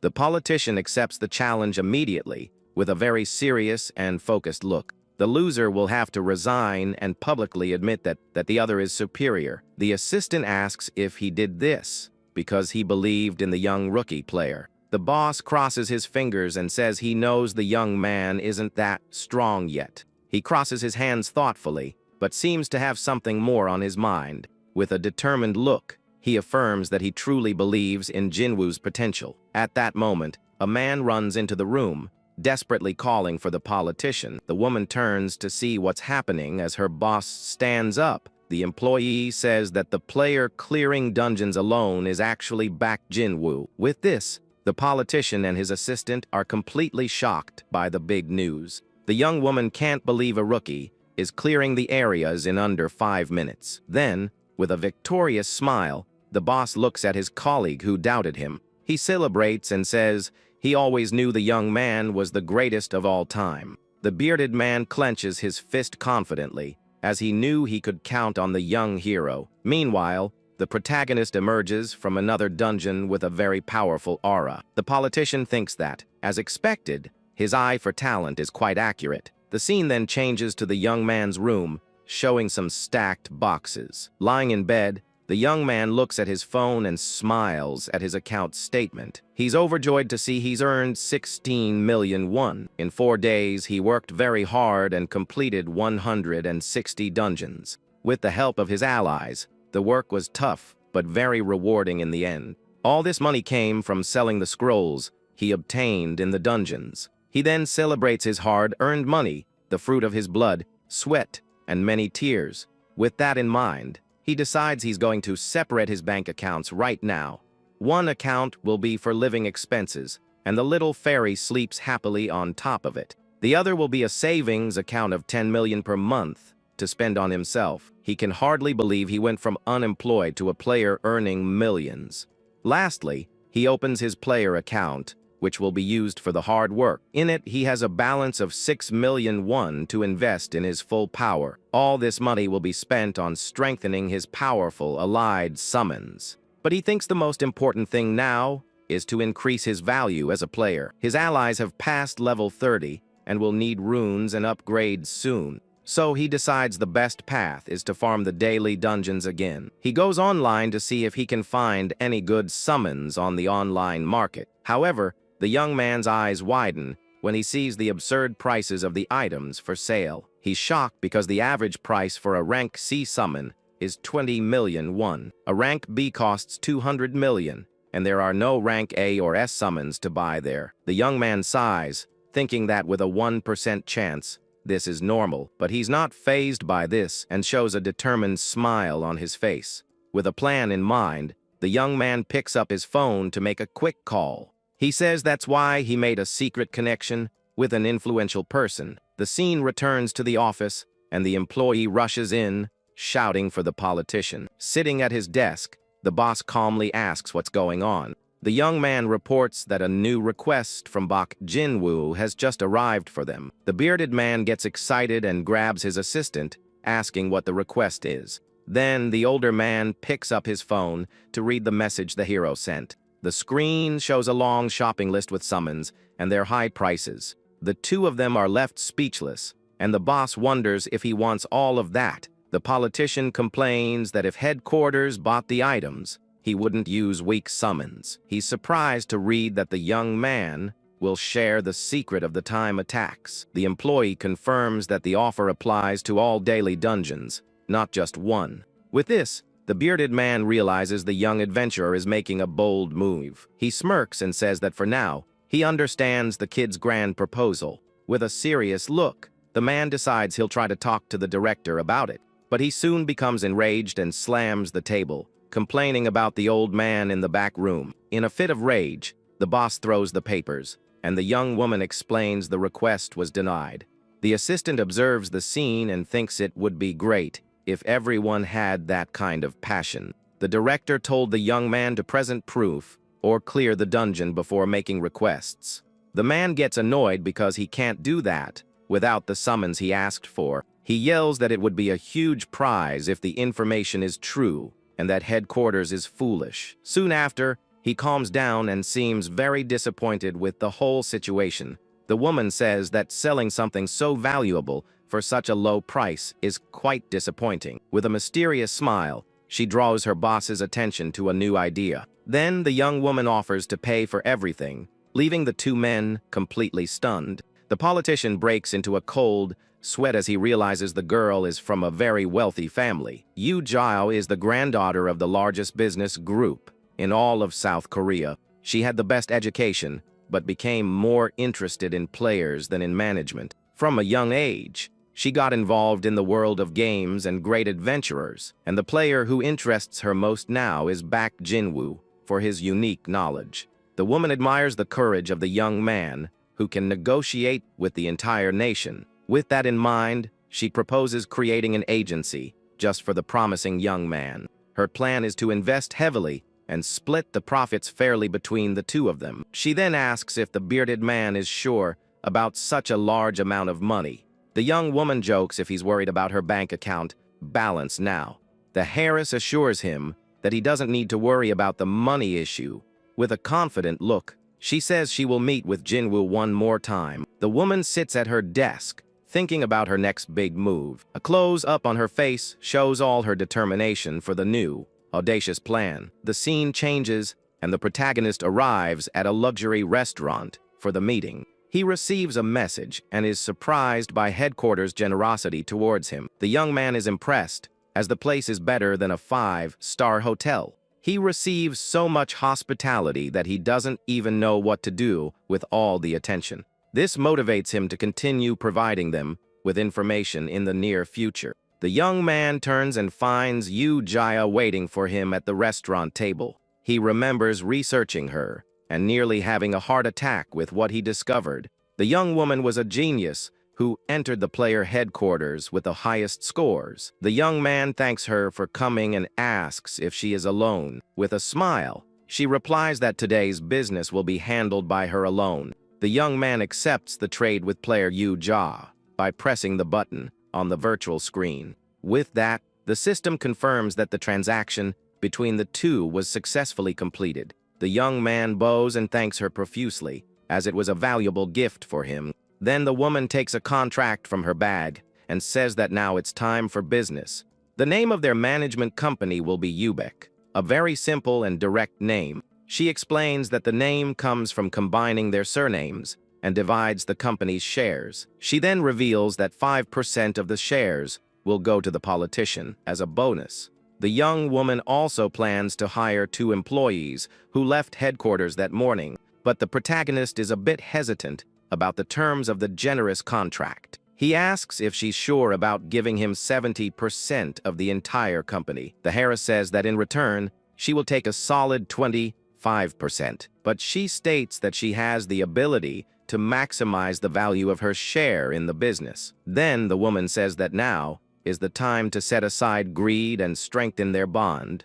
With everything settled, the young man seals the contract with his thumbprint on the paper. The message confirms that the deal has been closed, and the young woman smiles, very satisfied. The two shake hands, and the young man says he will be in the care of the new director. Suddenly, the armored instructor looks to the side, surprised by something. He notices a bright light shining in the middle of the forest and goes on high alert. The master and the woman also look at the light, wondering what it is.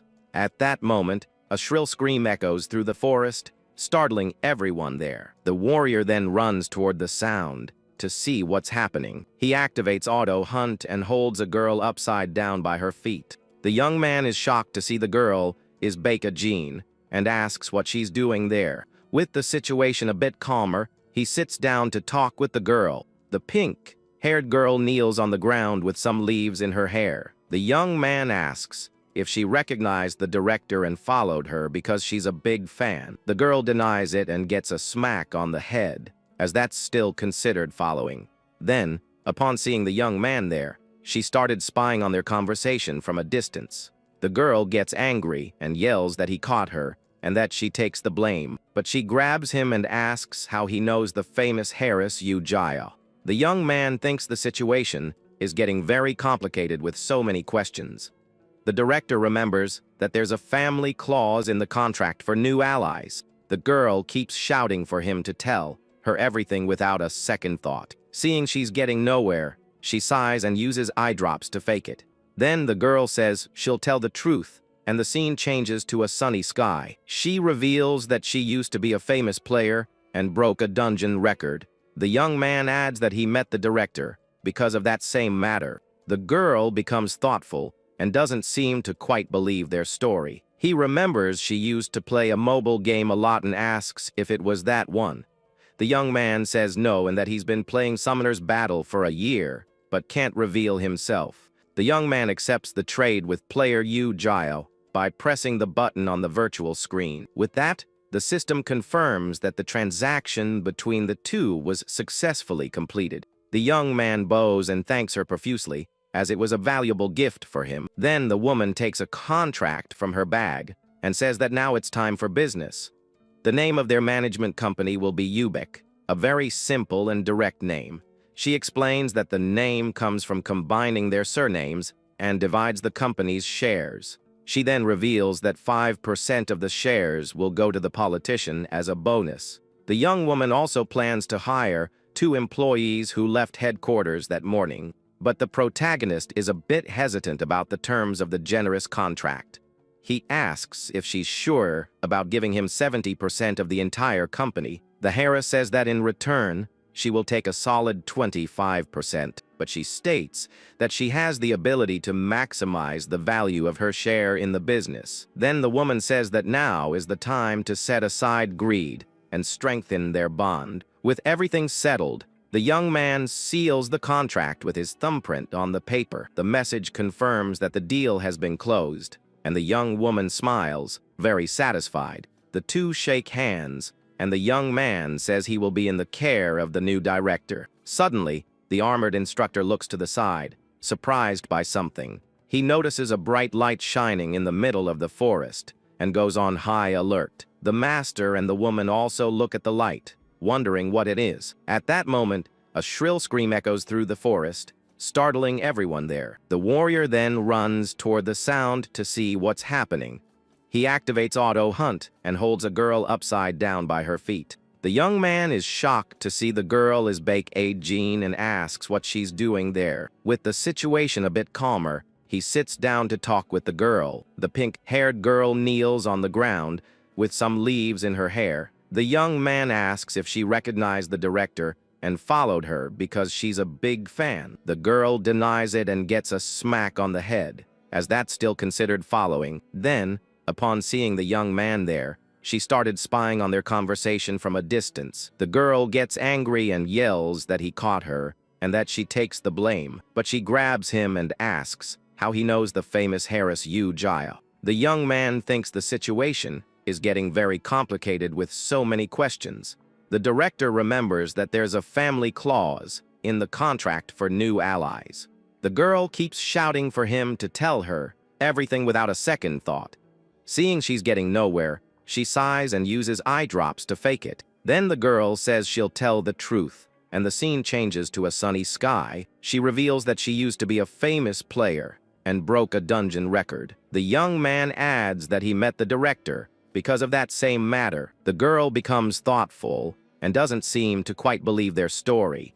He remembers she used to play a mobile game a lot and asks if it was that one. The young man says no, and that he's been playing Summoner's Battle for a year, but can't reveal himself. The girl gets excited and says that a year is a long time to play that trash game. With a smile, she jokes that his gaming obsession finally paid off. The young man thinks he doesn't distrust her, but her forced smile makes him a bit tense. However, he remembers when he was in the hospital and the risk he faced in the past. His family took care of him for 3 years, and he can't put them in danger now. With that in mind, the young man decides he needs to get strong to protect his family. The girl questions him, and he asks her not to tell their parents for now. He says he has his reasons, and the girl agrees while his allies train hard. The training seems to be very tough, and the fire mage trembles in fear of the instructor. The young man asks about the shadow elf, and the girl wants to know why she's like that. He explains that without the shadow wolf, the elf's combat efficiency drops significantly. Surprised, she asked if such a summon exists, and he says it's a rank B. The young man searches on his phone, but complains that he can't find the item he wants. At this, the pink-haired girl also searches on her phone to help. With a serious expression, the sister calls her dear brother over for a chat. She shows him the rank B shadow wolf for sale for 500 million won. With a smile, he tells her to wait and that he'll get it in just 1 month. The girl gets excited but then becomes suspicious. as 500 million is a lot of money. She teases him, telling him to forget it because she'll save up and buy it herself. With a confident look, the young man just gazes at the horizon with a smirk. He tells her not to cry when he hands her the item, and the girl is surprised. The adventurer ends the training session, and the sister feels that something is very strange. The girl holds the elf and notices that the intimidating creature has changed completely. A week later, the hero is in the player zone with his new support team. The employee smiles and hands him a vest that he will wear in the daily dungeons. They help him put it on and explain that the company's first product is information. The strategy is to sell dungeon clear videos for a premium price, and that's what the new high-tech equipment he received is for. The equipment records everything around him in 3 dimensions and with great detail. He tries on the item and notes that it's light and flexible, so it won't interfere with the fight. The team gets ready with goggles and equipment to start recording soon. Seeing everyone ready, he feels that the recording is more stressful than the dungeon itself. The adventurer says it's his first time here and can't guarantee a clean run. The young woman smiles and says it's no problem, because they will edit the best parts. He thanks her and turns to the red portal with a new expression on his face. With a smile, he asks if he can break the national record right off the bat. The director is surprised, as he had just said it wouldn't be perfect. She tells him to relax and go at his own pace, like in his gamer days. With that, the young man confidently walks toward the red energy portal. The record is 7 minutes, and the young man smiles, knowing he'll beat it easily. The hero arrives at the Monday dungeon, a dark place with swords scattered on the ground. The system announces that this is the only place that grants attack-type runes. The time it takes to clear the area determines the ranking, and attack runes are crucial. This is a defense dungeon, where you normally hold out against hordes for 30 minutes. With that, a huge horde of skeletons advances towards the great adventurer. But there is a world ranking, which is why the clear time is so important. The place is a defense dungeon in name only, as it's all over once the Lich boss is defeated. With that, he activates his vest and confirms that the recording equipment is working perfectly. The young man faces the challenge with a serious expression as the system activates.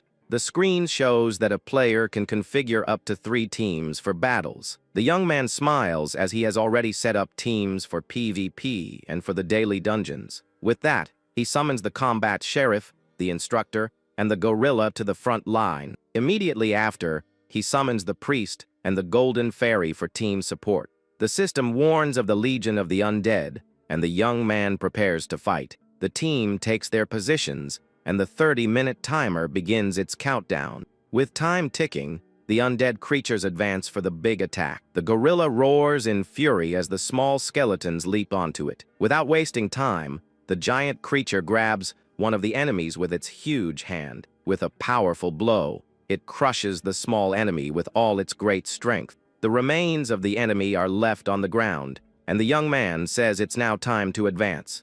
The hero extends his hand and sends his team forward to the next challenge of the dungeon. The great lich floats above its army of skeletons with a dark aura. The hero's team faces the challenge while some enemies are already down on the ground. The young man says they first need to get into position, and the instructor looks at him, surprised. The warrior understands the plan and says they will move to higher, safer ground. They run, and the master thinks that his ally held back because of the recording. With time running out, the young man prepares for the next phase of the grand plan. With a focused look, he calculates that it took them 2 minutes to get there. The priest in white deals with some skeletons that were following the group. The instructor also springs into action and destroys one of the enemies with his sword. The giant gorilla crushes a monster's skull with its huge, strong hands. With a roar of fury, the creature shows all its strength to the enemies. The combat sheriff also joins the fight and attacks the skeletons with agility. The protagonist is happy because his allies are doing very well in the battle. Then the young man faces the great lich waiting for them at the top of the hill. He gives the order for the combat sheriff to prepare for the main attack. This summon has long range and precision, but its damage was very low before. In the past, players complain that it couldn't even catch a weak fish. But in this low-level dungeon, they're perfect because the lich has low HP. The young man asks the shooter not to fire yet, as he needs some prep time. He then tells the priest to cast his shine and blessing spells on their ally. With that, the sheriff's weapon glows with a golden and very powerful energy. The system explains that the blessing removes the lich's dark shield against attacks. With the enemy's defense broken, the young man says now is the time to strike. He orders them to open fire, and the sheriff aims his sniper rifle at the great boss. The instructor also prepares to attack with all his strength and full power. The gorilla leaps toward the enemies, while the warrior fights on the ground. The creature lands with a powerful impact, destroying several skeletons there. He rises amidst the enemies, ready to continue the fierce battle. But the creature ends up being hit by several magical attacks from the skeletons. The fairy and the priest use their healing spells to recover their injured ally. The two healers concentrate on keeping the front lines standing and strong. Meanwhile, the combat sheriff reloads his weapon to continue the attacks. The young man sighs, a bit disappointed with the result of his strategy. He finds the shooter's damage pathetic, and the lich barely feels the shots it's taking. But the boss's health is slowly decreasing with the continuous attacks. The lich gets annoyed by the weak but constant attacks it's suffering now. The master thinks that normally this would take a long time because of the weak runes. The gorilla is healed, and the young man understands why sheriffs are seen as inefficient. Suddenly, one of the skeletons manages to jump onto the large creature's back, but the gorilla grabs the enemy with its hand before it can do anything. One of the skeletons screams as it advances to attack the large group of heroes. The protagonist faces the enemies with a calm and very confident look of victory, but he says this inefficiency only applies to ordinary players and gets ready. A skeleton tries to attack the young man, but the instructor defends the blow with his sword. The young hero explains that he has his best warrior to protect him in combat. With its potential unlocked in the right runes, the sheriff prepares for a shot. A single powerful blue shot is fired towards the great dungeon boss. The lich is hit squarely by the attack and falls to the ground, completely defeated. With the boss destroyed, the rest of its skeleton army kneels on the ground. The system announces that the boss has been defeated and the dungeon was cleared in 4 minutes. With this, he breaks the South Korean record and unlocks a special achievement. The director's team looks at the scoreboard and thinks it's too early for a time attack. The young woman says it's only been a week and that she would have supported him, even if he failed to break the record.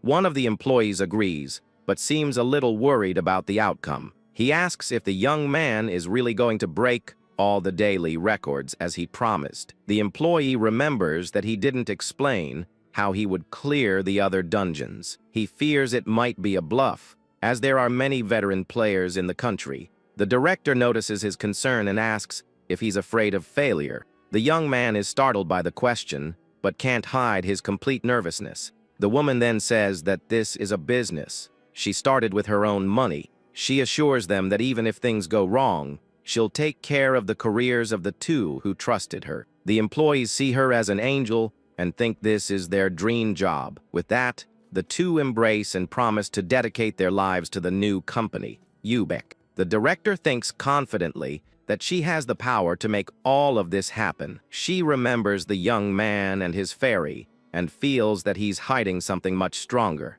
In a flashback, she recalls the young man's confidence when he asked about the record. The young woman thinks that he acts as if this dungeon is absolutely nothing special. Suddenly, one of the employees shouts that the dungeon's record has been broken. A man asks which record, and the panel shows the time for the Monday dungeon. In a control room, an operator is shocked by the 3-minute reduction in time. The system shows that the new record holder is the young adventurer Bak Jinwoo. The men in the room are impressed by the feat and look at the new ranking on the big screen. The director's team also can't believe he managed it on his first try. The woman trembles a little and looks at her hand, feeling that this is the right moment. She then clenches her fist with determination, thinking about her new great business. With a confident smile, the young woman thinks that at the very least, it will be a moderate success. If everything goes well, She knows her new venture will be an absolute success. The young man and his allies look out over the horizon of the newly conquered dungeon. With the job done, an energy portal opens up for him to leave. The young man smiles and says he has one last task to finish before leaving the area. Then, he presses one of the red buttons on his special jacket. He says that from now on, it's time to put his companions through the grinder. The system then asks if he wants to start the automatic battle with the current team. As long as the loop is active, the rewards will continue to accumulate on their own. He then sends the powerful instructor back to his summon inventory. A green light appears, and the X-rank wind fairy is successfully summoned to the field. He tells the little creature that he's leaving the Monday dungeon farm to her. The young man explains that the master needs to train the others, and the fairy smiles at the idea. But a memory shows the little fairy struggling greatly with the instructor's intense training. The mage and the elf also struggle with the combat master's training methods. A giant hand grips the little fairy tightly in one of her memories. The little creature begs to do the loop instead, and the hero agrees to her request. With that, he decides to clear the rest of the dungeons and accumulate rewards there. While his other allies focus on training, he creates a perfect routine. The young man enters another portal, and the fairy panics about her new responsibility. Once on the other side, he turns around and realizes something strange is happening. The director greets him with a smile, and two employees bow respectfully. The young adventurer hands over the jacket and informs them that the entire recording is on it. The two thank him profusely, and the woman asks if he needs anything else. The woman assures him the footage won't be leaked to the press, so he can relax. But the young man says he doesn't care if the record becomes public, which shocks the woman. In return, he asks her to focus on protecting his family, as the country is a dangerous place. He says that since the company manages him, they should provide better security. The director agrees and says she will use all her influence to keep them safe. The scene changes to the little fairy being dragged by the giant gorilla against her will. In a new setting, a Komodo dragon consumes a giant slime creature. In Tuesday's dungeon, the total time was 3 minutes and 10 seconds. He thinks that he only used the Komodo for the recording, and that it's already a world record. The young man says that with runes and buffs, breaking records will be quite trivial for him. With a slight smirk, the young man turns off the recording equipment on his jacket. He and his lizard then head for the portal, and he says that Tuesday is over. Wednesday's dungeon is an icy place where one can obtain defense runes. The protagonist steps onto the snow and feels a freezing chill throughout his body. He shivers from the cold and complains that his movement speed is severely limited. The young man gets annoyed and says he's freezing solid in that icy place. With that, he summons a frost cat and a wind falcon to help with the mission. A titanium golem and a horned fairy are also summoned for the battle. He also summons the EX-ranked draconic sorceress to complete the ice team. The frost cat roars, and the young man thinks that summons with resistance are essential. With his allies ready, he shivers from the cold, but seems very confident in his plan. He then looks out at the horizon and sees some ice creatures approaching from a distance. A horde of snow monsters furiously charges toward the group of heroes. Unfazed by the enemies, the young hero orders the titanium golem to advance. He commands the creature to amplify its shield to protect the entire team from the attack. Next, he asks the wind falcon to use its speed buff on everyone. With that, the bird lands on the golem's shoulder and grants it a blessing of agility. The team climbs onto the stone creature's hand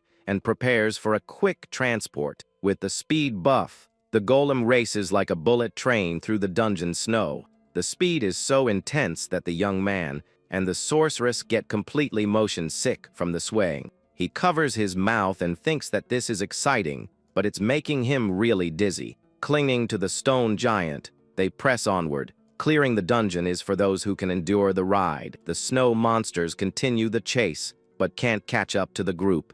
The titanium golem glides through the snow, leaving all the enemies behind with ease. The young man smiles because the titanium golem is the perfect tank and never disappoints him. However, he says that's not all. As his stone ally approaches a cliff with a powerful punch, the creature smashes a hole in the wall of ice and rock. He explains that he can save time by taking a route only the golem can get through. Upon reaching the top of the cliff, he tells the fire sorceress to get ready to fight. The red-haired girl seems a little nervous, but is ready for action. The stone creature prepares to launch the group toward the big boss. With a swift motion, the golem hurls the team through the air like a projectile. The system announces that the boss has appeared, and the group faces the king of the snow monsters. The giant creature roars with fury, releasing an energy aura from its entire body. The young man then yells for the horned fairy to jump into action with her abilities.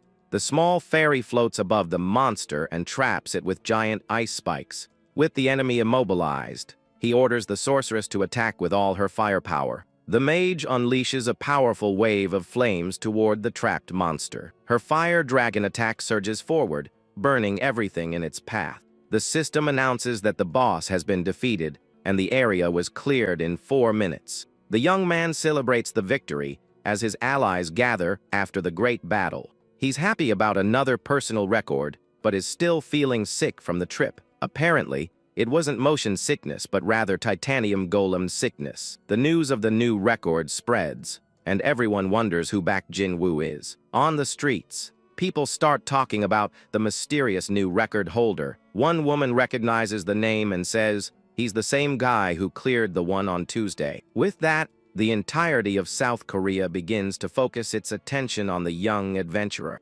People remember he broke another player's record and are left in shock. In a cafe, 2 men are shocked to read the news about the new record on their phones. One of them reads in the newspaper that the player back, Jinwoo, appeared out of nowhere like a comet. The news reports show that the record for Monday's dungeon was broken by the rookie. On top of that, the records for Tuesday and Wednesday were also broken by the same young man. Everyone then wonders if he will also be able to conquer Thursday's dungeon. In his office, the director recognizes the name and remembers that Congressman Park had mentioned him. He was the young man who wanted summons in exchange for information, and his rival had objected. At the time, the rival said they shouldn't give him anything without getting the information first. But now, the old man realizes that the young man's information was completely true. With a sigh of regret, the man seems very disappointed with his decision. He remembers the argument and that his rival had a good point. But what matters are the results. The director celebrates his high popularity in the polls because the outcome was good. He thinks that if he had supported the young man, he would have gained even more votes from the people. With that, he says his rival has lost her touch and threw away a huge opportunity. The man then calls his secretary to give him a new, important order. He tells the employee to contact the player back Jinwoo, and the young man is shocked. The boss says they thought he was a fake, but now they need to bring him back. The scene then shifts to the other politician, who freaks out when he hears the latest news. The Monday and Wednesday dungeons are the ones that give runes to top players. Meanwhile, the dungeon that takes place on Tuesday provides abrasives for equipment. With that, the scene shifts to our adventurous hero's next big challenge. He and his instructor arrive in a rocky desert for the new dungeon of the day. The system announces that Thursday's dungeon awards skill books as a prize. However, these books do not contain unique skills for players' summons. Even so, they're still worth it because they grant other very useful skills. Thanks to this, they no longer need to go to the Sunday dungeon to get the books. Thursdays is much easier and doesn't even serve as a warm-up for them. Because of this, they don't repeat the same thing and can now rest on Sundays. But the easy Thursday dungeon begins with several flashing danger warnings. A boss monster appears on sight as soon as the protagonist enters the portal. This dungeon's boss has an absurdly high and very powerful defense. Because of this, the standard strategy is to use several wolves to attack the giant monster. But the young hero smirks, as he has a much better plan to deal with the enemy. He then summons his entire elite team for the great battle that's about to begin. With that, his titanium golem moves forward and readies a powerful punch for the enemy. The stone creature attacks with all its might and shatters the monster's defense. The instructor says that defense doesn't matter if the attack damage is extreme enough. He thinks with a smile that he can't sell a video like this as a guide. It'd be like a recipe that tells you to grab some EX rank summons from the fridge. With that, the young man decides he'll just tell people to use the wolf and a strong team. But he thinks that there is one trick, and the secret lies with his titanium golem. The strategy is to hit the weak spot located on the earth golem's head, and that's why he uses his titanium golem to reach the boss's weak spot. The fairy and the falcon also prepare to provide support for the coordinated attack. The adventurer then points and gives the order for the dragon and the instructor to attack. He yells for all of his allies to aim directly for the enemy's head. The stone golem lands a powerful punch, and the instructor follows up with his sword. Their combined attack breaks through the monster's defense, leaving it stunned. The warrior lands on the ground as the earth golem cries out in pain from the blow. The creature slowly crumbles apart, and the master prepares for the next attack. The fire sorceress concentrates her energy and prepares for the final blow. With her eyes glowing, she unleashes all of her magical power at once. A massive dragon of flame surges toward the weakened monster. The creature is engulfed in fire, and its body begins to burn intensely. The earth monster is completely obliterated by the mage's devastating attack. The system announces that the boss has been eliminated, and the time was 5 minutes and 10 seconds. With a victorious smile, the young man says they shaved a minute off the Korean record. He looks at his warrior and thinks that the instructor is definitely very strong, but the young man doesn't plan to use his master as a unit for this target dungeon. With a thoughtful look, he says that just one well-raised dragon is enough. The mage smiles proudly,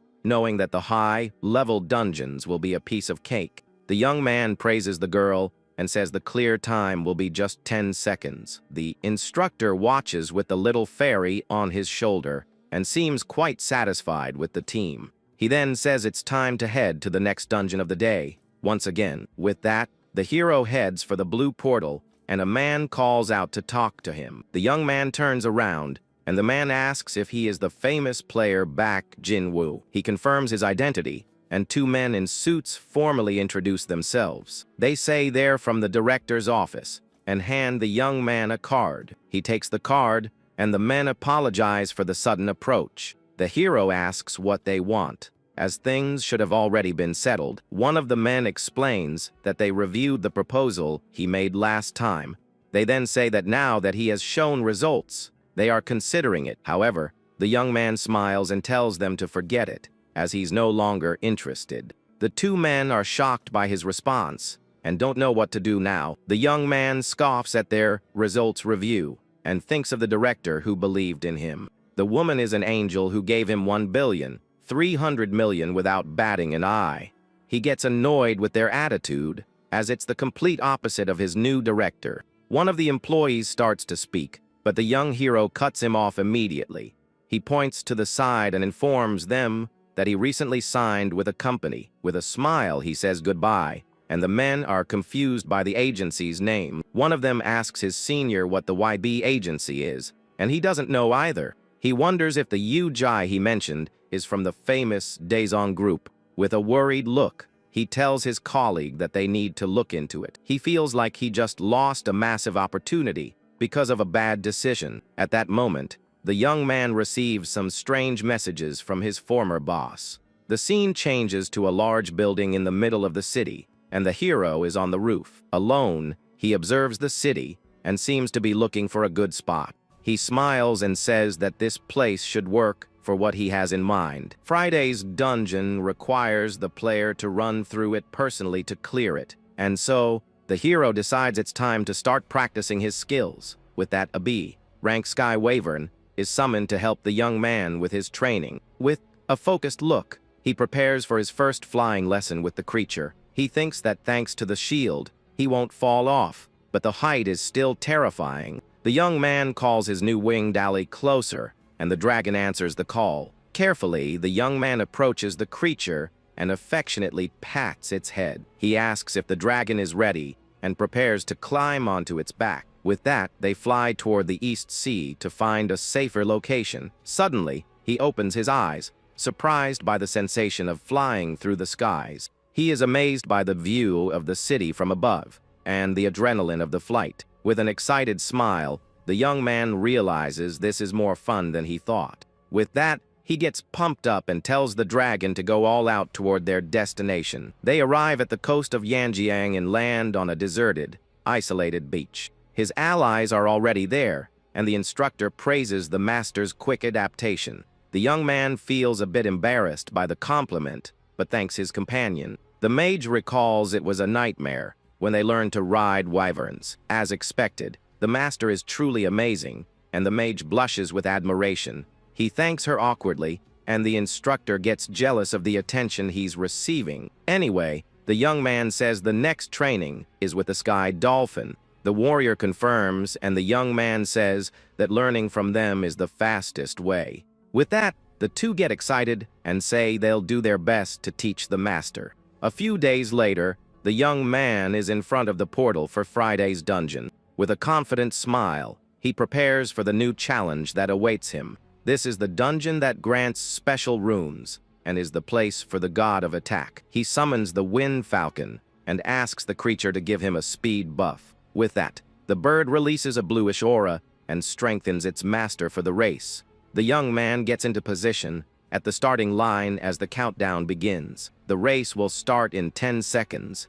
and he needs to reach the destination as fast as possible. With a focused gaze, he concentrates so as not to lose a single precious second. The countdown ends, and the young man shoots off at high speed through the obstacle course. With the falcon's buff, he runs faster than the wind and pushes forward with everything he's got. He dodges some projectiles that are fired in his direction on the track. With a punch, he destroys one of the obstacles that suddenly appears in his path. He thinks that now that he's doing it himself, he can understand the feeling. The young man jumps and skillfully dodges the obstacles that appear on the ground. With a smile, he says this is way more exciting than using a controller. Now he says it's time to enter the dungeon's first secret route. The normal path would be to cross the water and keep running straight ahead. But the young hero has a different plan and jumps toward the large sea. Suddenly, he summons his C-rank sky dolphin to help him with the crossing. The marine creature emerges from the water, and the young man prepares for the next step. Giving the dolphin a tight hug, he dives into the depths of the ocean. By doing this, he can avoid all the obstacles that are on the surface. The young man then emerges from the water and calls his wyvern for the final phase of the race. The dolphin launches him into the air, and the young man prepares to switch mounts. From there, it's time to fly, and he lands perfectly on the dragon's back. With that, he can simply fly over the rest of the obstacles.